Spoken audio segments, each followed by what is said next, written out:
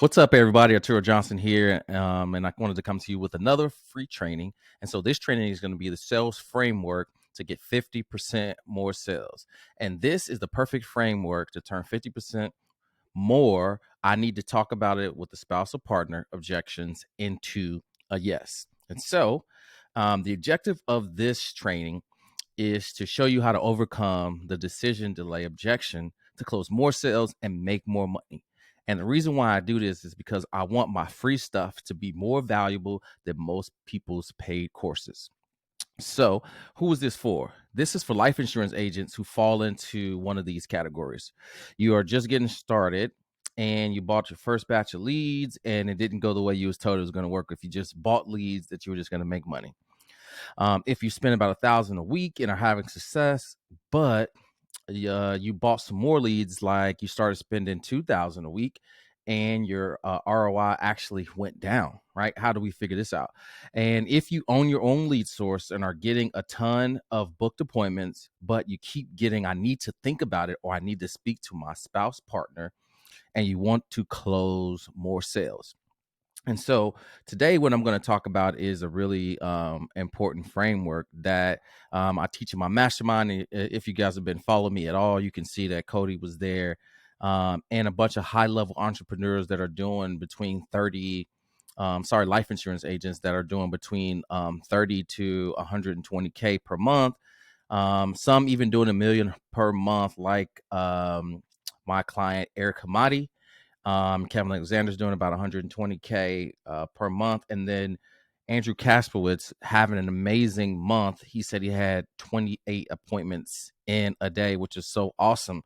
I teach this framework to my high level life insurance clients that we have in a mastermind called Agent Accelerator. So if you are interested in that after listening to this training and you are a successful life insurance agent that is looking to go to that next level as we're wrapping up 2022, and you want to have a 10x growth spurt in 2023, this is the program for you. It's called the Agent Accelerator. And so the first thing that we want to talk about is the closer framework. And this is a simple framework because I feel like in this industry, a lot of life insurance agents are just like, just give me the script, give me the script, give me the script. And more importantly than a script, you need to understand the process of taking a stranger and turning them into a paying client. And there's a simple framework that you need because every sales call isn't going to be exactly the same, like it's the same process, but the nuances are different. Everybody's situation is a little bit different, but the same. But my point to this is saying that it's not exactly the same. So you don't need a script.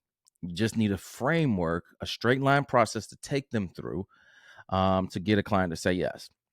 And so the first thing we need to do is we need to focus on the closer framework. So number one, you want to clarify why they're there.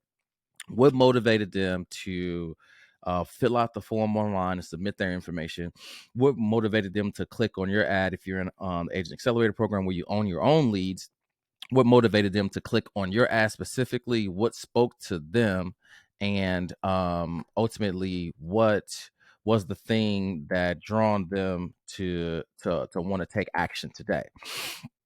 And then once you figure out why you're there and what's important to them, the next thing you want to do is you want to label the problem. And this is important because I think a lot of times most agents really skip over this process. And what I feel like um, is missed is because the prospect doesn't feel heard. And so a lot of times when people try to build rapport, they want to talk about the weather, they want to talk about sports. But a lot of times, if you just repeat back to the person what it is that they said in a clear process, then that's a better way to build rapport. And so a lot of times what's happening is agents are having a conversation where the one person's talking, and then as soon as that person gets done talking, the other person starts talking. Well, what is that? That's an argument. But when you are listening to someone and then you're saying, yeah, I understand how you feel, I'm sorry, right? Like that's a conversation, right? That's somewhere, that's a place to get somewhere. And so what you want to do is you want to label their pain and you want to repeat it back to them. So so what I'm hearing is that you've been putting this off for a little bit, but having some health issues and you want to make sure that your family's protected in the case of X, Y, and Z, right? So you want to label their problem, right? And then you want to kind of iterate that back to them. The next thing you want to do is you want to overview their past pain. So what have you tried in the past to solve this? And the reason why you want to know this is because there's something called the chain of beliefs. And I won't get too deep into this because I do go through this in the Agent Accelerator program.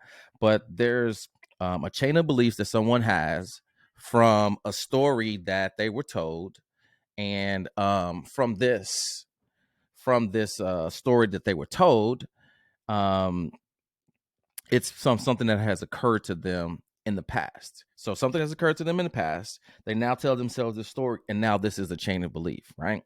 And so what you have to do is you have to remove these chain of beliefs based on what has happened to them in the past, right? And so if you don't know what they've tried in the past, then you're seemingly going to think that you're handling a price objection when it's really something that is a story that they tell themselves, that is a chain of belief, and that's why they will not move forward. And the way to solve that is you need to overview their past pain. And then from there, you need to tell a story that trumps the story that is their limiting belief with a new one for somebody who has taken action from what you're trying to offer. And it has become a good decision and their life has changed. Okay. And again, this is some deep things that I can't go through in this very short video. But once you understand how to frame people from removing that chain of beliefs, then that's when you'll start to increase sales. Next is you want to sell the vacation. And so a lot of agents typically go into the price, they go into the features and the benefits of the policy. And instead, they should be telling them what the future and the benefits should be. And so they should be talking about the future instead of features. For example, I just came back from San Diego and it was an amazing trip. But if somebody would have tried to sell me on, you're going to have to get up at 3:15 a.m. You're going to have to pack up all your personal things. You can't take any liquids. And if it is smaller than this, when you get to the airport, you're going to have to throw it out. You're going to have to pay $20 a day for parking while you're going on vacation. You're going to spend, let's say, $1,500 on airplane tickets. When you get there, you're going to have to you're going to have to get in this long line, right, to get this ticket.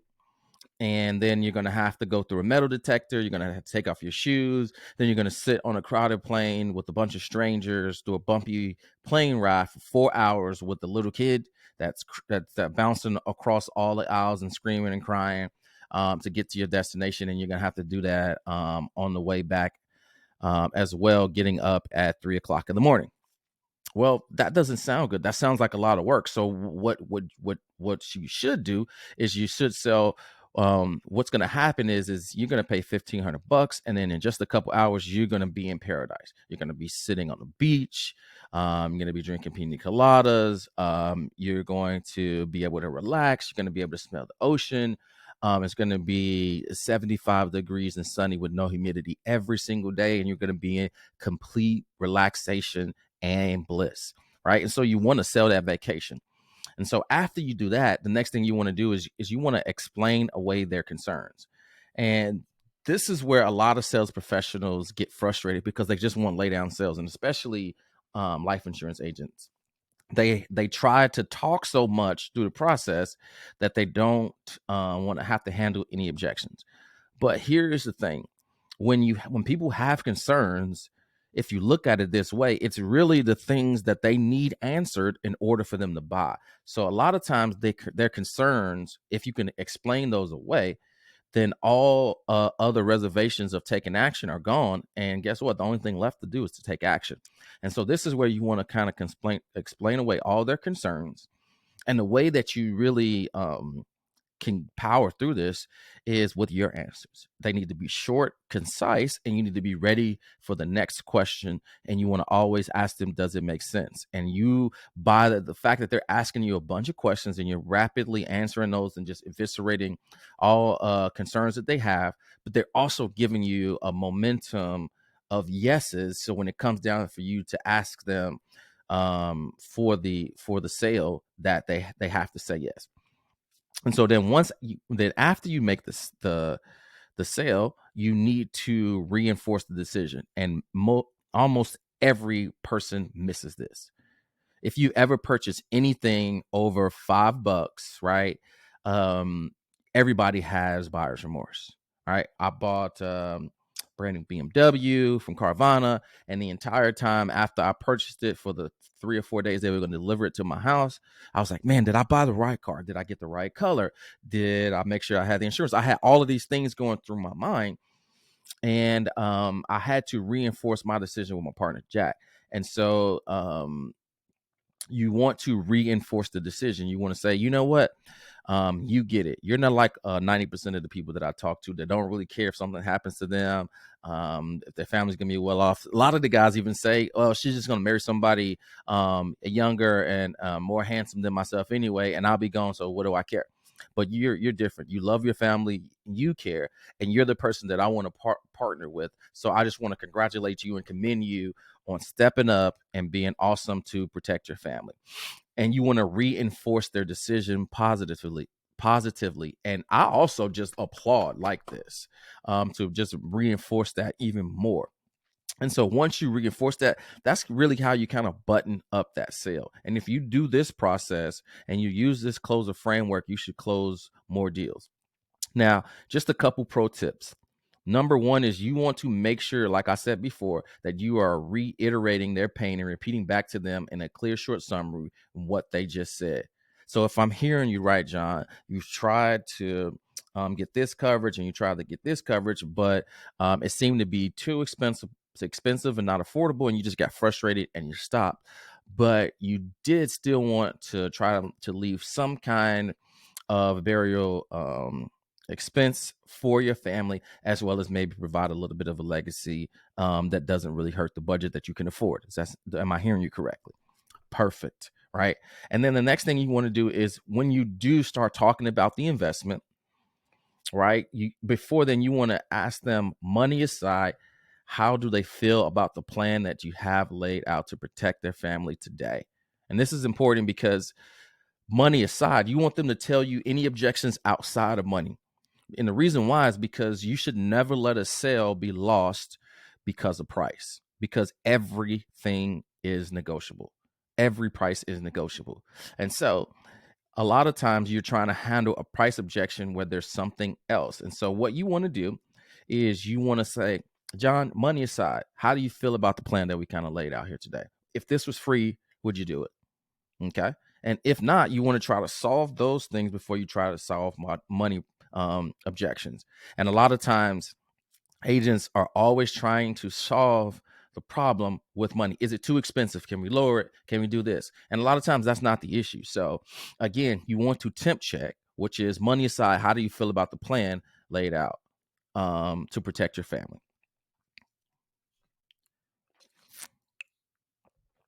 Next, we want to talk about how to handle I need to speak to my partner or spouse. Now, this is very important because the first thing you need to understand is um, that this is just a stall or a delay for the real objection. So what you need to do is you need to isolate this first and then get to the real objection, because the partner isn't there. They don't know you, and it's them that are making this decision. They told you why they were on the call or why they're on the Zoom or why you're in the home, right? And so you need to address that. And maybe they just don't trust you because you didn't build enough rapport in the beginning of the call. But what they're doing is they're passing off their power to someone else. And so what we have to do is we have to assist them in taking that power back. So ultimately being the person that is in control of their lives. And if they feel like they are in power, then they will make the decision. And so what you want to do is they're trying to pass this off to someone that isn't there. So what you want to do is you want to have them to speak for that partner who isn't there, because this is a hypothetical. And so we want to play with them in the hypothetical and have them solve the problem. And then we want to bring it back into reality. And so this is how you can do that. So you say, let them speak for the partner who isn't there. And you just want to ask them a question. So what part do you think that your partner or your wife wouldn't approve of? And this is where you isolate that objection and confront the real issue. Because ultimately what they're going to do is they're going to tell you what their concern is, and they'll be passing that fear off as their partner's concern. Well, for example, because they don't want me to pay too much. Okay, perfect. Well, let's talk about the price. So we mentioned these 3 tiers here, this one, that one, and this one. Which one would your wife typically approve of? The middle one, right? And then you confront the amount and their budget, and this is the thing that they're ultimately concerned about. And so once you can figure that, that's just the first layer. So I want you to think about this like an onion. Then the next thing you want to do is you want to get support, not permission. And so what you want to do is you want to ask them again. So do they approve of you not having coverage to protect them in the event that something were happening, so that they don't have to stay with family, or they have to sell the house to bury you, right? And so you want to ask this person, would their partner not approve of these things, right? So then they would not approve of something that is a problem for your family that will protect them, right? And the reason why you're asking these questions is because you want them to answer if their partner would disagree with these things, because that would be absolutely unreasonable. And then you want to say, well, if the roles were reversed and your partner needed to protect your family, would you support them in making this good decision? So now you want to ask them, would they support their partner if they had switched positions, right? And the answer ultimately, of course, is going to be yes. Then why wouldn't you support you? And there's no good reason why they wouldn't want to do this. And when you do this properly, right, this is very, very powerful, that you give them back the power and say, well, why don't you go ahead and support you? And then they're not going to be able to give you a good reason. And then you say, well, let's go ahead and apply to see if we can even get you covered today. All right. And so then once you handle that, again, we've got to reinforce the decision here, right? We got to reinforce the decision. So the next thing you want to do is you want to reverse the risk of them making the wrong decision without the partner or spouse. And so this is what I use. So John, if you sign up today to protect your family, for some strange reason your wife doesn't approve of it, you have a 7-day or whatever your contestability clause is, or your free look period, a 7-day free look period from the time you receive the policy in the mail, and you can still cancel it. And I like to kind of lighten the mood here, because a lot of times this can get really serious. So John, if you get home and you say, hey, honey, I signed up for this insurance policy and this is going to be great, it's going to have a generational wealth. And she's like, nope, I don't want to stay in this house if something happens to you. I want to have to do a GoFundMe to bury you. I want to go and live with my sister and their 3 kids. And I don't want to create generational wealth. Then you have her call me and I'll personally cancel your policy, right? And then you guys will start laughing, and then that's where you'll start laughing and joking, because this is kind of ridiculously funny. And then you ask for the sale again. So let's go ahead and get you started, right? And if you use this process, because this is a tense moment where you kind of make a joke, or you do something that is some satire, it'll lighten the mood, but it'll also keep the ball moving forward, where you can understand that there's no reason why their partner would be upset for them to have these things, which is to protect their family, so that they don't have to move, or they don't have to change their lifestyle, and to create generational wealth. Every family partner and spouse wants this for the other person in the event that they weren't here. And then if you put them in the other partner's situation, that they definitely would want to support that good decision. And so why wouldn't the other one want that for them? There's no reason why they would want that, unless they really don't love that person deep down. And that's not the case. So when you do this correctly, you can convert 50% more sales and make more money without even having to buy more leads, right? You can start to get more out of the lead flow that you already have with the appointments that you already are booking. So if you'd like for me to personally help you with this sales process and learn how to have more clients chasing you instead of the other way around, you can click this link and book a call with myself personally, or someone from my team. I hope this sales video is valuable. I'll see you in the next video.